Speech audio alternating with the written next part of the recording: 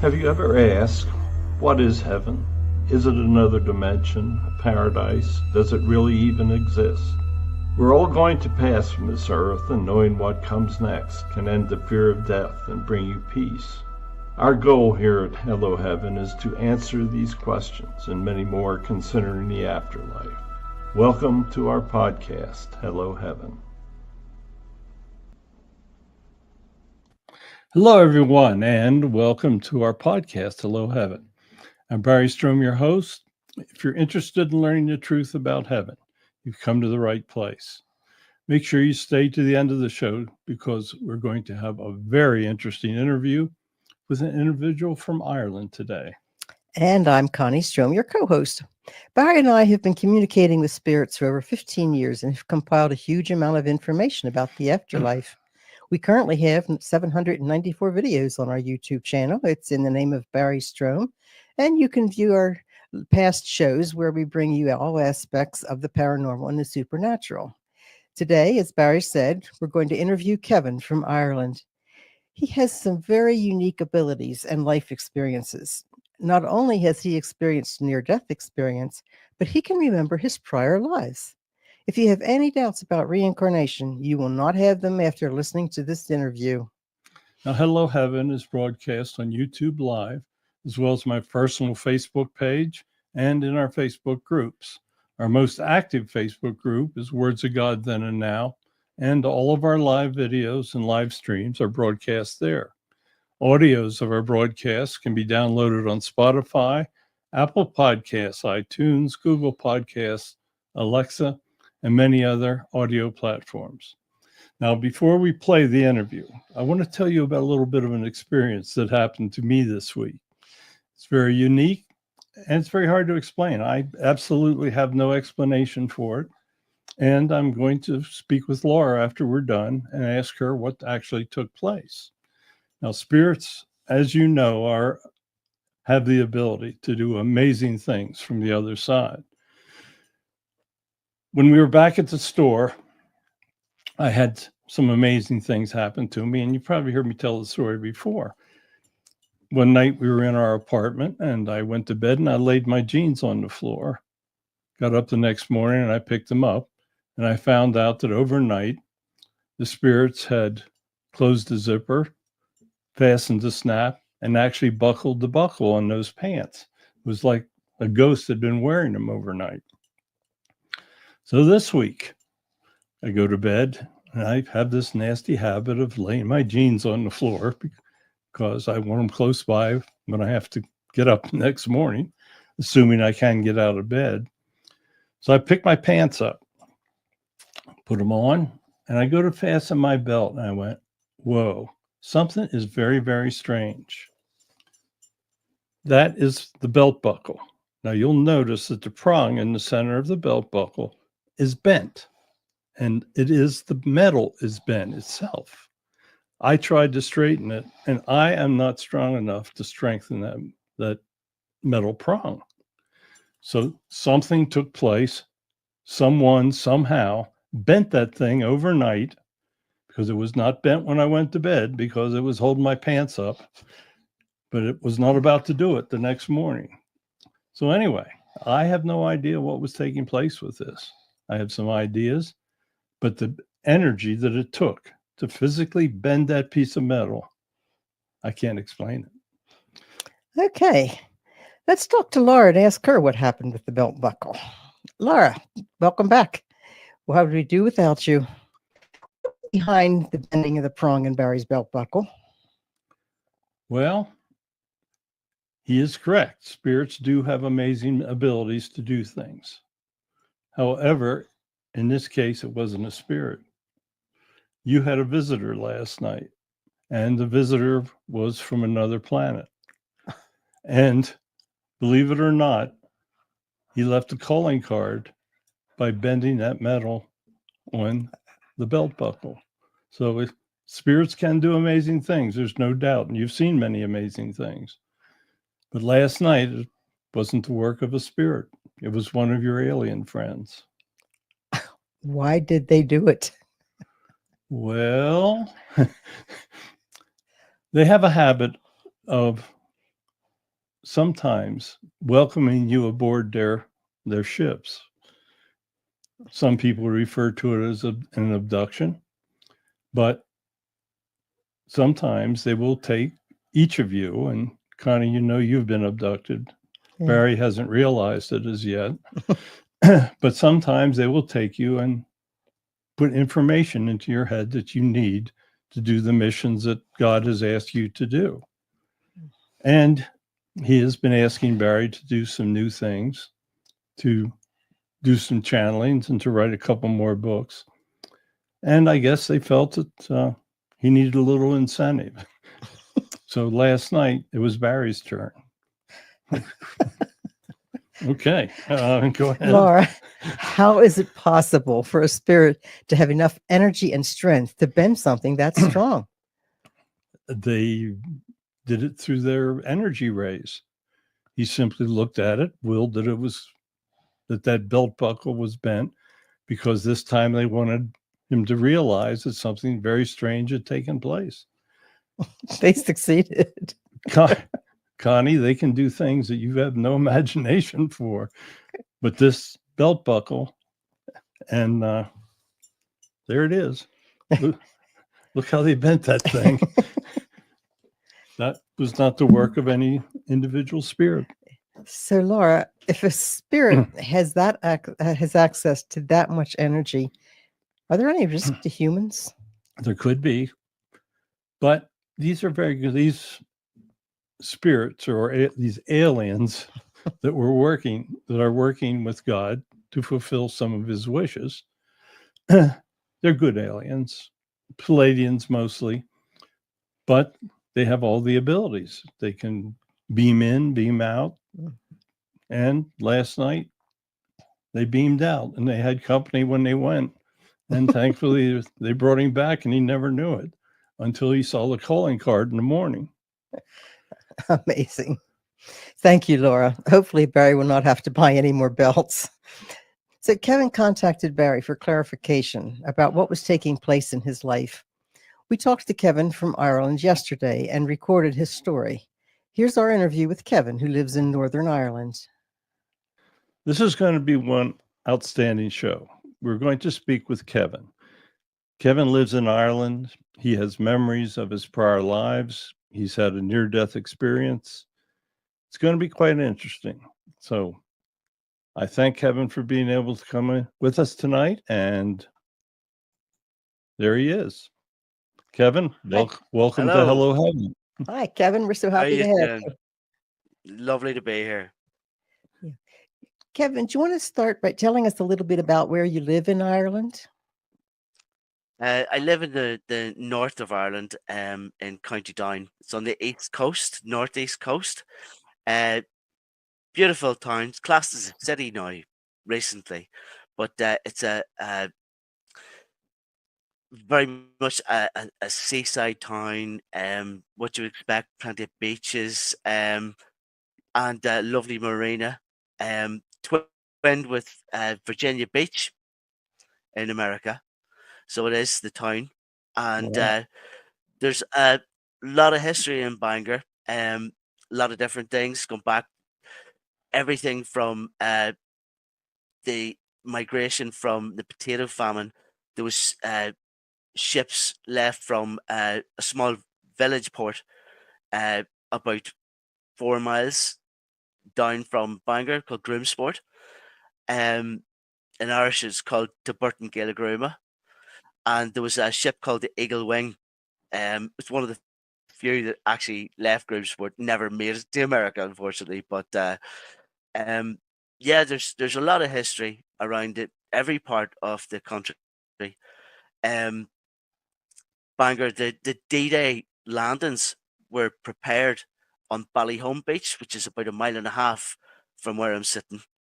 Oh my goodness. The beach landings, if you were to Google like D-Day preparations, Bangor, County Down, you'll see the beach landers and the preparations were done. And Eisenhower actually gave a speech. The pier and the marina is called the Eisenhower Pier, and it was actually endorsed with his granddaughter. So she opened it. There's a plaque and a massive D-Day mosaic along the pier. So it's there's a lot of history around the town.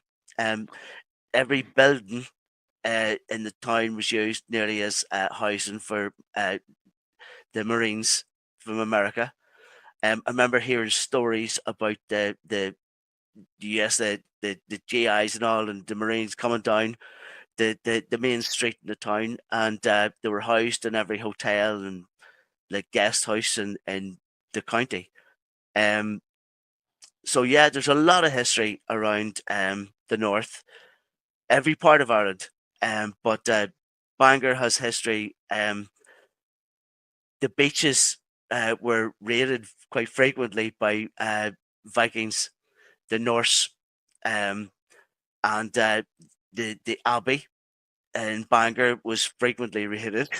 So there was a lot of activity in this part of the country because it's sitting right in the coast. It's at the closest part, only 21 miles from Scotland. Wow. At our closest point. So they were very handy. Your story, when you sent me your email, is incredible. You appear that you have psychic abilities. Do you think that you have some? I've often wondered with certain wee things. I don't believe I have psychic abilities, but I think I have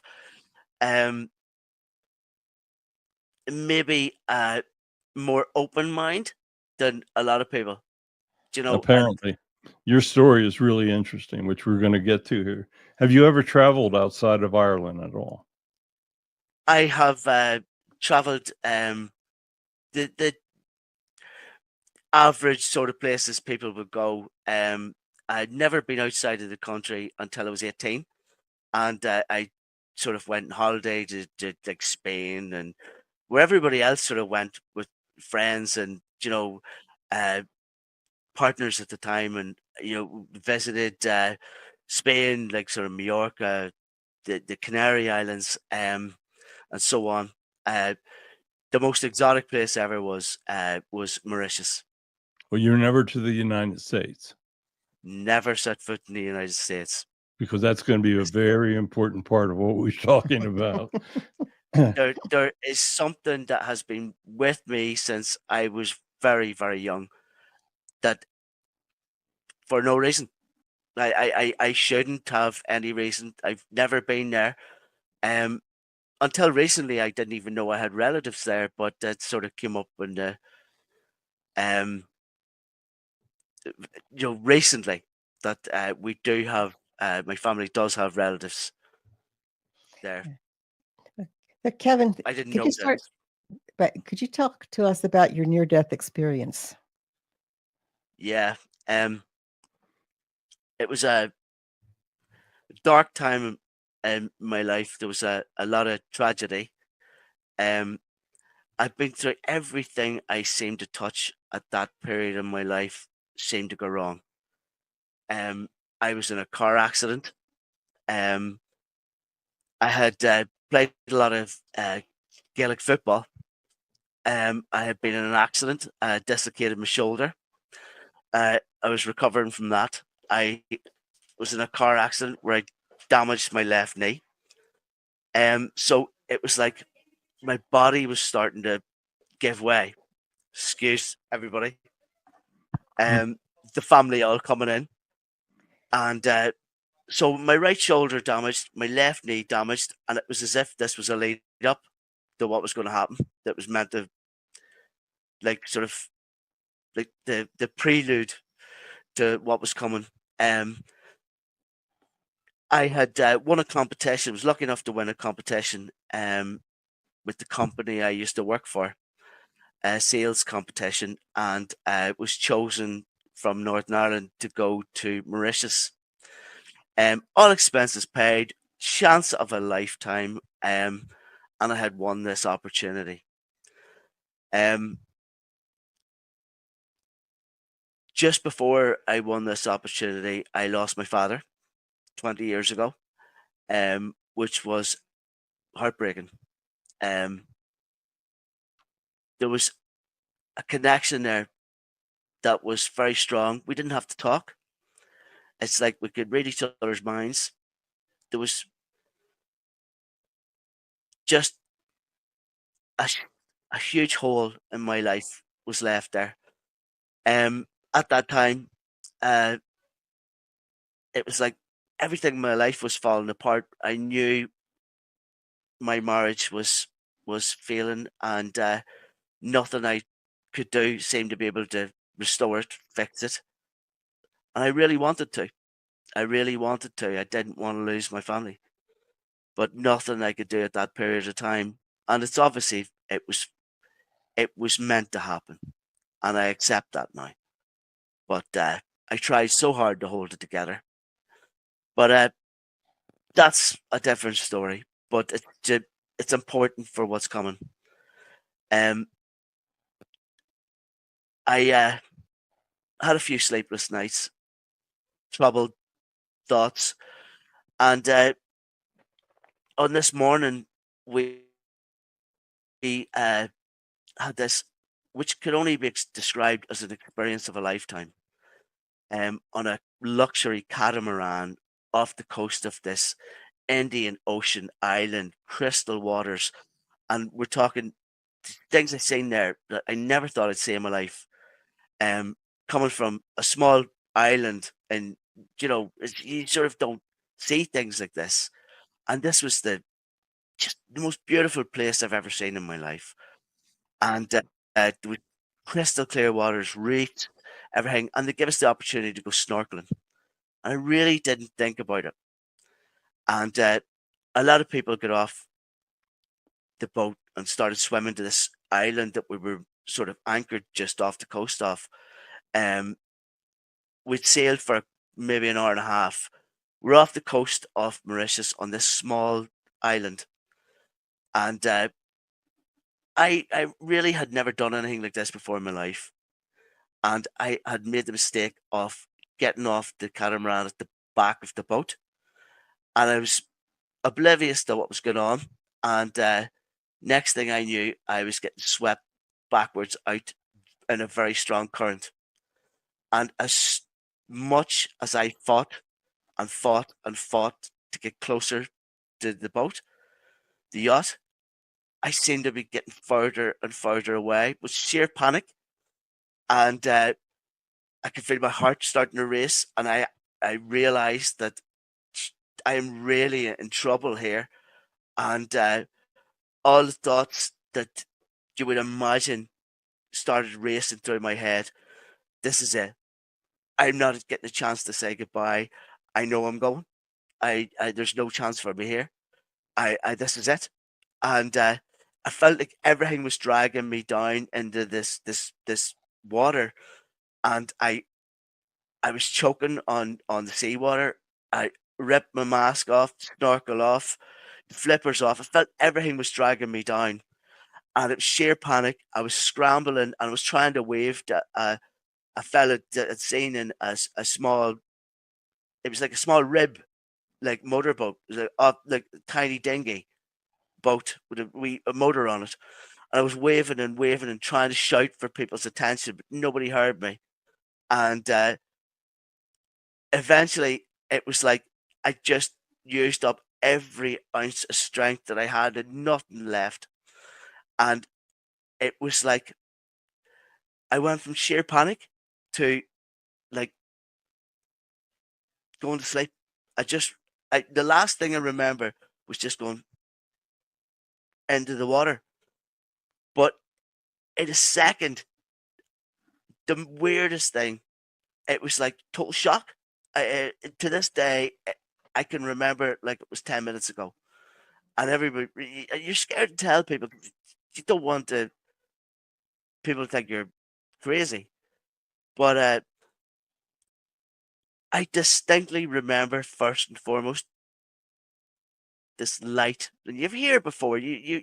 We all watch things and you hear about these things. But this was the most. I have always had not the best eyesight. I wear glasses for driving, glasses for reading. but I have never seen anything as clear in my life as the clear HD vision. Crystal clear.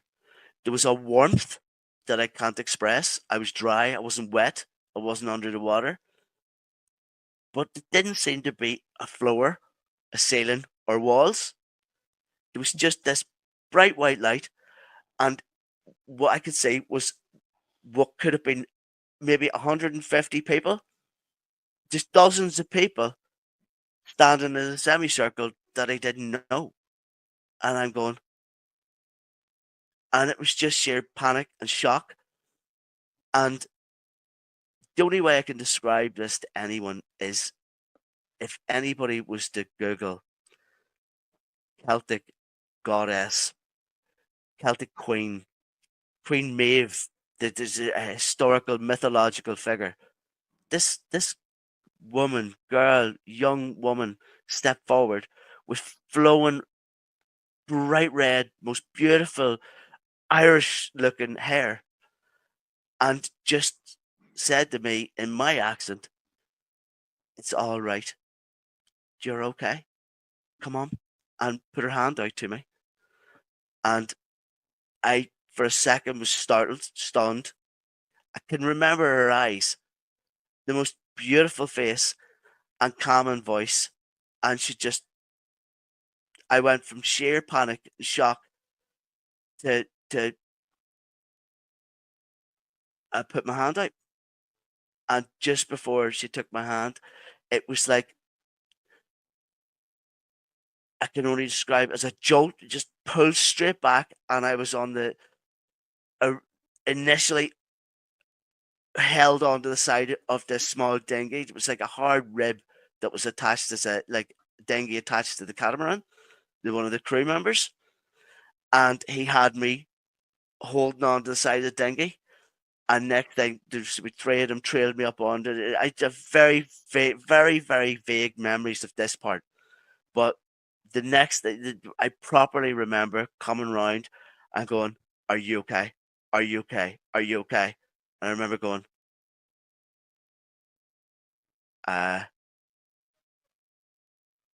my God. He says, "Are you all right?" And I says, "There were people in the water."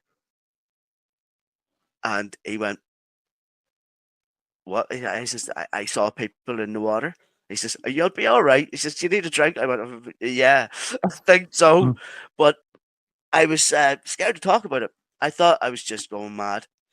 And I thought it was maybe trauma from, I don't know. I don't know. That is what I remember, but I've never forgot it. And it is as visual to me now, sitting here, and that was 20 years ago in January past. So it was January 23rd, 20 years ago. Great story. Yeah. Well, you obviously, God sent you back. He's got much more for you to do. I'm not crazy then. No, you're far from You're not crazy. No? I've wondered over the, I've had 20 years to think about it, you know? It hasn't come for me yet. Well, But I'll tell you what. no, that's, We're going to be speaking with our master guide Lord at different times. But why don't I bring her in right now and let her explain what took place, okay? So the next words you're going to be hearing will be of our spirit guide. thank you. I appreciate this. Kevin, you are not crazy. It was not your time. God has much more for you to do. You have had a very unique experience. There are many that choose to stay over, and you would never hear those stories. But rest assured that what you are speaking of took place. And rest assured that God is well aware of your presence. There have been times in your past, of course, that we must forget, but you are capable of helping many, many people. And that is why he chose to send you back as he did. So I know that I'm going to be speaking a little more to you later after the next story that you will tell. But I just wanted you to know now that God is well aware of your presence, and you will find true peace later. So I will be back to speak with you in a bit. Thank you. Thank you, Laura. So there you go. So there's your story. There's the closure you were looking for. So Trying not to get emotional. well, it's you obviously got things to do yet. So I'm really interested in the next part of this story because So am I. I fought at the Battle of Gettysburg in prior life. I was a Confederate captain, and I actually went out and spoke with the soldiers that I fought with. So I can tell you that I was there because they still recognize me when I go out. But anyway, let's have you tell our people about your latest prior life memory. You're on. And my from the best way to I mean the only way I can talk about this, and where I start 4, 5 years old on a school playground in a small coastal village in the north of Ireland on the coast. No reason, and instead of playing the North American Civil War, I was trying to explain to talking about, and I'm explaining. I'm wearing grey, you're in blue, and you can't shoot more than once. You have to reload. And I'm explaining to them and getting frustrated with these 4, 5-year-old, 6-year-old kids that are not doing it right. That's my earliest memory. But it's like since I was no age, it was a fascination and a pull, and I shouldn't. No reason. There's no reason why it's I wasn't aware of connections or relatives or anything else. But I, I just a pull. I don't know how to explain it. But this desire to want to know more. Pictures in my mind of places, and then maybe seeing them years later in a documentary. Shivers up my spine when I seen places. And just getting over emotional. Reading things or watching certain documentaries and bursting into tears. Um, I just I can't explain. This is why I'm maybe talking to you today, because I just have never been able to validate what's in my mind, and I've often wondered, there's something seriously wrong with me, and it's just I don't know. I've never been in America. This has been a fascination all my life. It's been arguments I've had with people telling me that I could lecture at universities on different parts of this history, and I have no right or claim to know anything. I shouldn't, but I don't know. I really have no reason to know what I know, or pictures in my mind. I've recurring thought of things, and I've literally trawled through every program, every documentary, every movie I can think of, looking for the visions in my head, because I think I needed to rule out the fact I've seen this on a program and imagined it, and nothing I've seen in any movie or any program is there. It's a thought and like an implant that just keeps bothering me. It's always been there. it has been something that I've done wrong that I'm probably here for now, and I don't know. You know better than me. You hopefully help me be able to answer these questions, Well, let and me I'd be ask you grateful. this. Do you remember being at Gettysburg? I have very strong feelings about being in Gettysburg. Very strong feelings at being Gettysburg, and very strong feelings at a particular place. Okay, you said in your email that you were drawn to Alabama and Virginia, the two southern states. Do you have any recollection of being in a Virginia unit at Gettysburg? I would be lying if I picked out. I know Irish units in Virginia, Alabama. I'm well aware of the Irish Brigade, and it would be wrong of me to say, "Oh yes, I believed I was in the Irish Brigade." I have to tell you the truth. I can't lie to you. I automatically went. That wasn't the Union. Okay. It wasn't the Well, Union. there were a lot of Irish soldiers fighting in the Virginia regiments, and there There were wasn't a lot of Army. them left after the war. Well, You know, no, there weren't many left I after. have a funny feeling that the 33rd Infantry and the Virginian Irish 33rd, I believe at the end of the campaigns, there was about 30 of them left. Correct.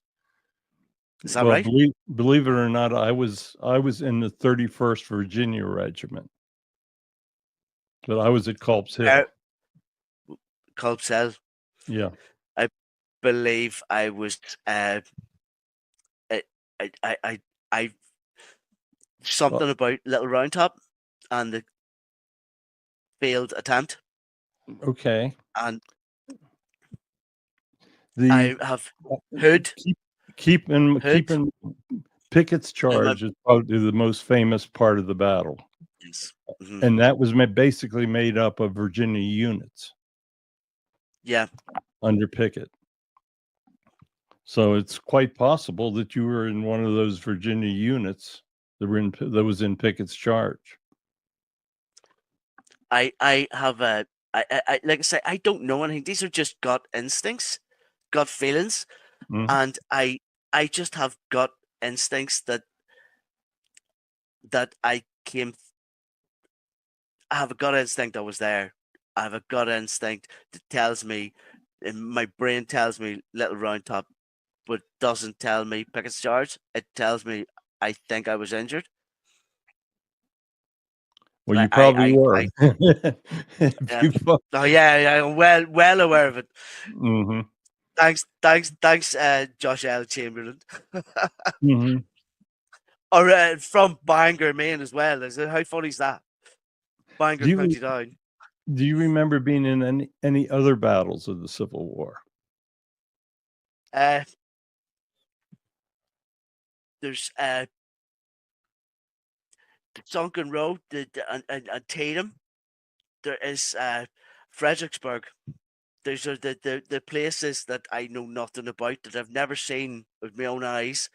Not Mhm. these ones anyway.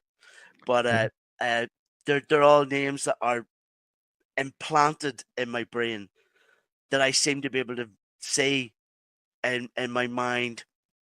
It's just like I said, I'm here. I'm here for answers. I 55 years old, and I just want. I think it's time to sort of like, I don't know, just I just need to know. Well, No. Antietam and Fredericksburg were two very impressive battles. I've actually stood in the sunken road at Antietam, and Wow. there was a sunken road at Fredericksburg, but the Union troops were in that road at Fredericksburg. So I don't think you were part of that. The Confederate troops cheered and saluted the Union troops that were cut down. Yeah. General Meagher of the Irish Brigade. It's the only monument in Ireland is in Sligo to the fallen Irish in the American Civil War. It's in a big park in Sligo. That specifically to Maher, who was from Sligo City, and to all the Irish that fell. Well, let me tell you a little quick story about your Irish Brigade, the Northern Irish Brigade. They, believe it or not, when I'm on the battlefield, they still recognize me as a Confederate. So there's a beautiful monument where the Irish Brigade fought, and they got this big dog, Irish wolfhound on the base of it. Spectacular monument. So one night, Connie, and it was when I was writing my book about Battle of Gettysburg, and Connie and I were in the car, and we pulled up to the monument. It was closed. The park was closed. It was 10 o'clock. We were all by ourselves, and I took a picture out the window of the monument because there's a lot of action. I was looking for take ghost pictures, obviously, and all of a sudden, a stone hits our truck.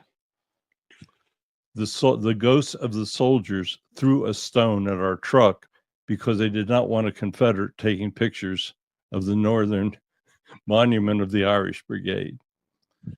And whenever I would walk around that monument, I would hear them following me in the leaves behind me. They were looking for you to give them a drink first. Yeah, they wanted to kick my. They wanted me to. They wanted to kick my butt out of there because I was a Confederate. So the soldiers, I mean, we've talked to quite a few soldiers on the battlefield, but they actually absolutely did not want me near that monument. We took another psychic out one time, and she said, they really don't want you here. And that was the spirit, the Irish Northern spirits did not want a Confederate boy walking around at their monument. They're just jealous. I'm not sure that was it. That was better crack down south. No, I've got a lot of stories out there. I spent a lot of time on that battlefield at night taking pictures. I would give anything. Hopefully someday I'll see it. Hopefully. It's incredible. God willing. Incredible place. And for spirit activity, there's nowhere I don't think in the world anywhere like it. They're still fighting out there. I would imagine so. Yeah. No, I would imagine.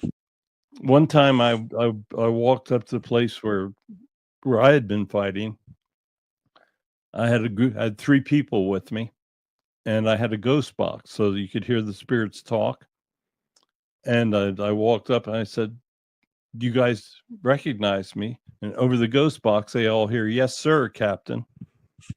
And then the soldier says, "You better get behind this tree. The Yanks are shooting at you." And I said, "Why are you still here?" And he said, "Because the damn Yankees won't leave." So they're still fighting out there. It's crazy. It's a strange world. They would leave. They just don't like the fact that they were up north. That's right. That could be. Well, let's do this. You're looking for some closure on your prior lives. So let's bring Laura. Let's bring Laura back in. And let's start off. Do you have any specific questions that you'd like to ask of Laura? Am I crazy? Kevin, you are Am I imagining this? Okay, this is Laura speaking. Kevin, you are absolutely not crazy. You simply have a gift of recollection that most people do not have. Most people do not have memories of their prior lives because if they did, it would affect the lives that they're currently living. But you have a gift, and to understand your ancient past, shall we say, is something that is a gift that God has given you, and you are definitely not a crazy person. You have another question? Are you there? Yeah, go ahead. Are you there? Yeah. Are you having trouble hearing? I can hear you. Yeah, can you hear me? Yeah, no, I can hear you. Do you have another question for Laura? I obviously. Is there anything I've said that is any way accurate? Absolutely. You did fight at Gettysburg, and you were in the I believe it was the 33rd Virginia Regiment, as you say. You were involved in an attempt to take Little Round Top. You fought on the second day. You were wounded, and you did eventually pass of the wounds that you received at Gettysburg. So you were definitely there, and the wounds that you received did eventually end your life, and end that life. But you have had many prior lives, and the one that you are in at this time is a very important one for you. Let me ask Laura. Kevin told me that he had been a Viking, that had memories of being a Viking. Can you elaborate on that a little bit for us? Yes. Kevin has also been a Viking. He has very valid memories of multiple of his prior lives. And sometimes such memories are very difficult and are very emotional for individuals. But Kevin also lived the life of a Viking, and he was part of an expedition that came to the general area where he is currently living. And that is why he feels so strong about many things that are taking place. In those days, the Vikings were quite warlike. So he did participate in a battle with the British residents of the time. He was killed in that battle. He died at the age of 19 in that Viking lifetime. But he has had hair.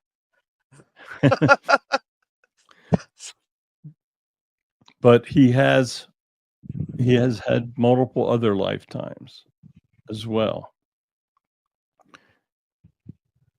I will try to help him in his dreams. And if he prays and asks questions, I will try to bring answers to him in his dreams in the future. Thank you. So there you go. That's more information than you had when we started. Yeah, I've mentioned two. You said many. No, she's well aware that you remember many prior lives. Yeah. She's asking if you remember the one where you were a monk. A monk? Was Yes. that Lindisfarne by any chance? I think that was payback for something that happened a few years before that. It could be. But she's saying I think was I responsible for creating the Buckfast that talk about in Scotland, or Mead? Yeah. Oh, She's dear. saying that in the 4th century, you were a Catholic monk. And you were also in Ireland, in what is now current day Ireland. So you have many ties, and that is why you wanted in this life to return to the country where you had lived in previous lives. Got to go home.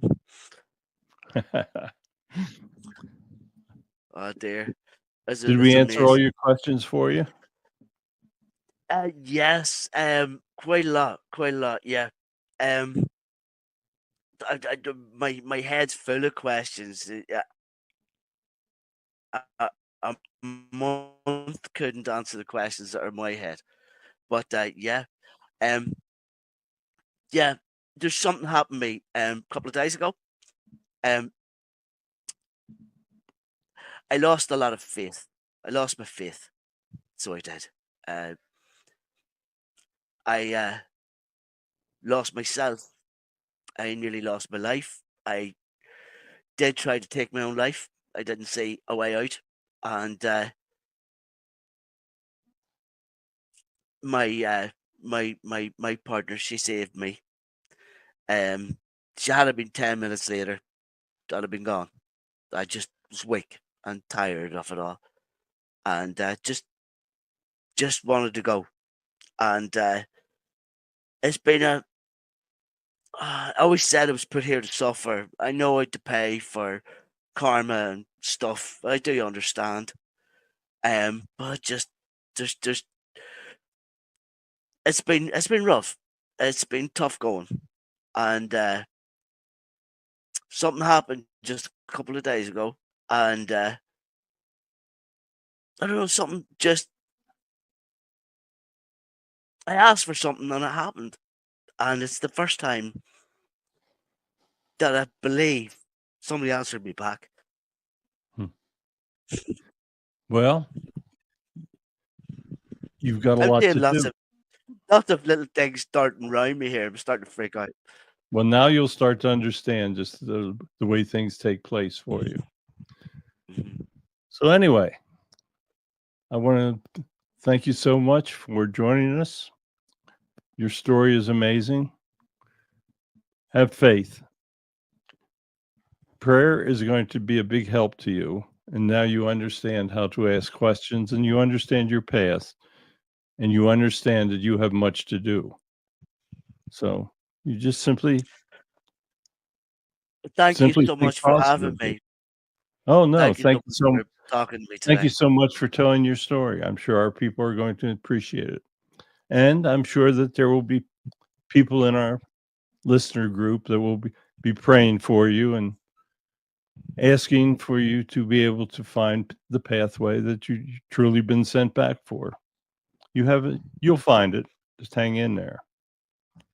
Happy Lovely. birthday, Kevin. Thank you Yes. so much. Thank you so much. It's been so nice to speak to you. Okay. I really appreciate it. Thank you. We enjoyed it. Okay, Kevin. Thank you so much. We really did great Much love. stories. Much love. Indeed. Slán. Slán Awilya. Uh-huh. Take care. See you. Bye. Okay. Good luck. I'll speak to you soon. Bye. Bye. Thank you. Okay. Great stories, huh?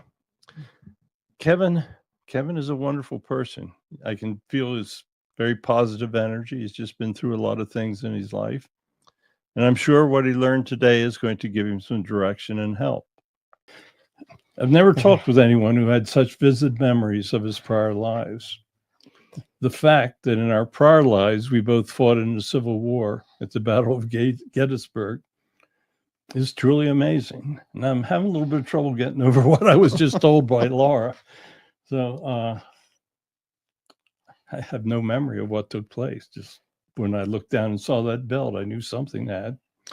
Anyway, if you'd like to participate on one of our shows, please send an email to onestrom@gmail.com. Describe your story of the supernatural, who you'd like to channel, and your questions. I'll get back to you as quick as possible. Set up a time to record. You'll need a decent camera and mic because we are being heard in many, many different countries at this time. My new book, Jesus, the Missing Years, A Modern Gospel, will be available in the next couple of weeks. It is actually available. I forgot to change the message, so forgive me. I really wasn't expecting to hear what I heard.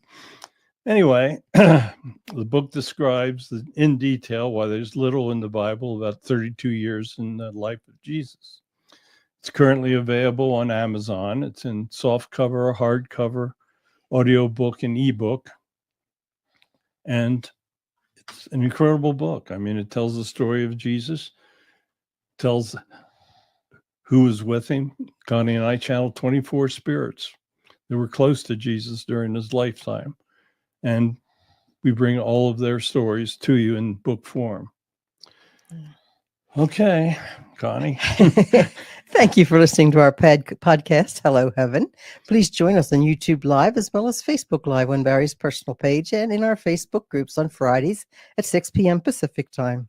The audio of our shows can be heard on Apple Podcasts, iTunes, Alexa, Spotify, iHeart, and all the major platforms. So please tell your friends about our shows. They're all meant to prove the existence of an afterlife and to bring you some peace. Okay, folks. Thank you for listening. I'm not sure how to end this one, but our goal is to bring you the true information about the afterlife. Everyone's going to pass from this earth. The more you know about the journey of the soul, the less you have to fear. So tell your friends about our show. Guarantee you they'll like it. I'm not sure I like it tonight, but it is what it is. Kevin was great. It was what went before. It's amazing. Yes. So thank you so much. Goodbye, and thank you for listening. Thank you for listening to Hello Heaven. Please join us Fridays at 6 p.m. Pacific Time on YouTube and Facebook. You can hear us on multiple audio platforms such as Apple Podcasts, Google, Spotify, Alexa, and other media platforms as well. If you'd like to appear on the show, send an email to onestrom@gmail.com and tell us your story. Have a great week. Tell your friends about our show. They'll thank you for it. Music is by Kevin MacLeod at Incompetech.com.